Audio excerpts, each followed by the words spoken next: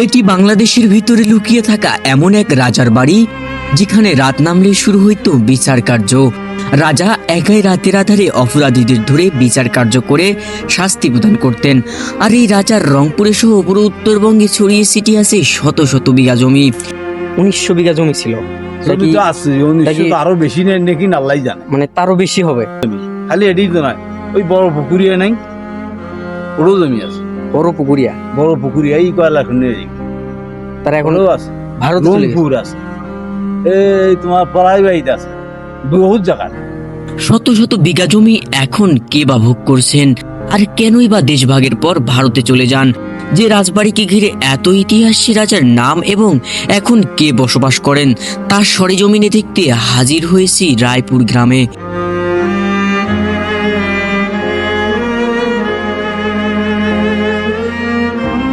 আসসালামু আলাইকুম। আমি আজকে আসছি পীরগঞ্জ, এটা জমিদার বাড়ি, লাসমন সিং জমিদার বাড়ি। এটা শুধুই কি ইতিহাসের সাক্ষী, নাকি এখানে লুকিয়ে আছে কোনো অজানা রহস্য? সবকিছু দেখবো আজকের এই ভিডিওতে এবং আপনাদের সবাইকে জানাবো। তো শেষ পর্যন্ত ভিডিওটি দেখার অনুরোধ জানিয়ে আজকের ভিডিও শুরু করছি। তো চলুন শুরু করা যাক। So let's go. চলুন চলতে চলতে জেনে নেই এখানে আসার সহজ ঠিকানা। বাংলাদেশের যে কোনো প্রান্ত থেকে সর্বপ্রথম রংপুর জেলার পীরগঞ্জ উপজেলা সদরে আসতে হবে। আর উপজেলা সদর থেকে 3 কিলোমিটার দূরে রায়পুর গ্রাম। খুব সহজেই উপজেলা সদর থেকে সিএনজি অটোরিকশা করে জনপ্রতি 20 টাকা ভাড়ায় আসতে পারবেন। চলুন একটু ইতিহাস ঘেঁটে দেখি। রায়পুর জমিদার বাড়ি বাংলাদেশের রংপুর জেলার অন্তর্ভুক্ত রংপুর জেলার পীরগঞ্জ উপজেলায় অবস্থিত একটি ঐতিহাসিক জমিদার বাড়ি। আখিরা নদীর ধার ঘেঁষে রায়পুরের জমিদার লাসমন সিং এর বাড়ি। তার মৃত্যুর পর দেশ বিভাগের আগে ছেলে মুরালি সিং ও বদি সিং ভারতে চলে যান। কনিষ্ঠ ছেলে বীরেন সিং জমিদার বাড়িতে থেকে যান। পরে তিনিও চলে যান ভারতে। লাসমন সিং এর 1900 বিঘা জমি পড়ে থাকে পীরগঞ্জ সহ পুরো উত্তরের জনপদে। এরপর জমিদার বাড়ি দেখাশোনার দায়িত্বে নিয়োজিতরা এই বিশাল সম্পত্তির মালিক বনে যান। দেশ স্বাধীনের পর এই জমিদার বাড়ির ভিটাটুকু দখল করে নেওয়ার প্রতিক্রিয়া শুরু হয়। জমিদার বীরেন ভারতে যাওয়ার আগে আখিরা নদীর তীরবর্তী জমিদার বাড়ি ও বেশ কিছু সম্পত্তি দান করে যান রায়পুর উচ্চ বিদ্যালয়কে। প্রসাদের চারিদিকে সারিবদ্ধভাবে লাগানো লম্বা নারিকেল গাছ, ইট সুরকি দিয়ে নির্মিত আধা পাকা বিশাল প্রাচীর, আর প্রাচীর সংলগ্ন উল্টো দিকে 2টি বড় পুকুর রয়েছে। দক্ষিণ পশ্চিম পাশে ছিল জমিদার বীরেন বাবুর বিচারালয়। এই বিচারালয়ে রাত নামলে শুরু হইত বিচার কার্য। রাজা লাসমন সিং নিজের শুধুমাত্র অপরাধীদের একক উপস্থিতিতে বিচার কার্য শাস্তি প্রদান করতেন। বিচার কক্ষ থেকে সামনে সরু রাস্তা নেমে গেছে ইট বিছানো ঘাট আখিরা নদীতে। এখানেই স্নান করতেন জমিদার পরিবারের লোকজন। পশ্চিম পাশের অতিথিশালা, যা কিছুদিন পূর্বে রায়পুর উচ্চ বিদ্যালয়ের ছাত্রাবাস হিসাবে ব্যবহৃত হতো, এখন ধসে পড়ার আশঙ্কায় ছাত্ররা বসবাস ছেড়ে দিয়েছে। উল্টো দিকের কোনায় জমিদারের বসবার ঘর ও শোবার ঘর ছিল, সেটি ভেঙে এখন ইট সুরকির স্তূপে পরিণত হয়েছে। বসার ঘরটি স্থানীয় হিন্দু সম্প্রদায়ের লোকজন পুজো মণ্ডপ হিসাবে ব্যবহার করলেও এখন তা সুসা চামচিকার ইঁদুরের আস্তানায় পরিণত হয়েছে। এ সকল ভবনের নির্মাণ শৈলী ছিল অত্যন্ত শিল্পকার্য খচিত, মনোরম ও চিত্তকর্ষক। ভবনগুলোর দরজা জানালাগুলো অনেক মূল্যবান ছিল। রক্ষণাবেক্ষণের অভাবে তা চুরি হয়ে গেছে বেশ কিছুদিন আগেই। এখনো চুরি হয়ে যাচ্ছে ইট পাথর।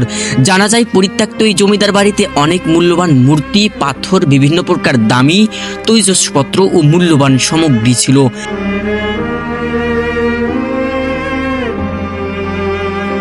নাম বলে একজনের নাম বীরেন বাবু, একজনের নাম হলো সূর্য বাবু, আর একজনের নাম হল মুরালি বাবু। মুরালি বাবু। আমরা শুনছিলাম যে এখানে নাকি তাদের 1900 বিঘা জমি ছিল। জমি তো আছে, 1900 তো আরো বেশি নেই নাকি আল্লাহ জানে, মানে তারও বেশি হবে। এগুলো কি এখন আছে না? মানে সে এই লোকেরা কিছু ওই যে রায়পুর স্কুল দিয়ে গেছে, স্কুলটা স্কুল দিয়ে গেছে কিছু কিছু, ও তোফাজ্জল মাস্টার খায়, আমার এখানে একজন বড় লোক, মানে দখল মুক্ত এখন আছে। দখলমুক্ত। আর বিভিন্ন জায়গার জমিন দখলমুক্ত, মানে এই কেটা কোন দিক খায় তার কোন স্টেশন, বহুত জমি। খালি এটাই তো নয়, ওই বড় পুকুরিয়া নাই, ওরও জমি আছে। বড় পুকুরিয়া, বড় পুকুরিয়া এই কয়লা খন্ডের তার এখন এখনো আছে। ভারত রংপুর আছে, এই তোমার পড়াই বাড়িতে আছে, বহুত জায়গায়। 1900 বিঘারও বেশি হবে, আরো বেশি। এলে তো এক বাবু সূর্য বাবু বদল করছে, ওই যে এই বাড়িটা আছে, ওই বাড়িটা জমিদারের ঘরে একটা ঘর এখন পর্যন্ত আছে। লাশমন সিং কে ছিল? হ্যাঁ? লাশমন সিং ওরা আমি কবারে হয়তো ওদের বাবা হবে তাহলে, হয়তো ওই যে সূর্য এনাদের হয়তো বাবা তাহলে। তাও ওটাও পূর্বপুরুষেরা খাওয়াবার, ওটা তো আমরা আর খাওয়াবার নেই। প্রতিদিনকে কথা খাওয়াবার আসমাকে আমরা দেখি নাই। এখন শীত হিসেবে এই ঘরগুলো আছে।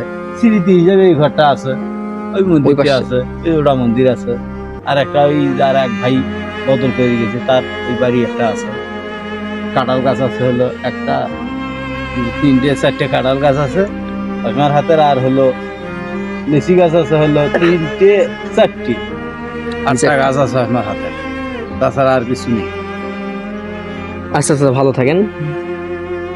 কেমন লাগলো রাজা লাসমন সিং জমিদার বাড়ির ইতিহাস ও রহস্যময় কাহিনী? ভালো লাগলে ভিডিওটি লাইক, কমেন্ট, শেয়ার করবেন আর চ্যানেলটি সাবস্ক্রাইব করবেন।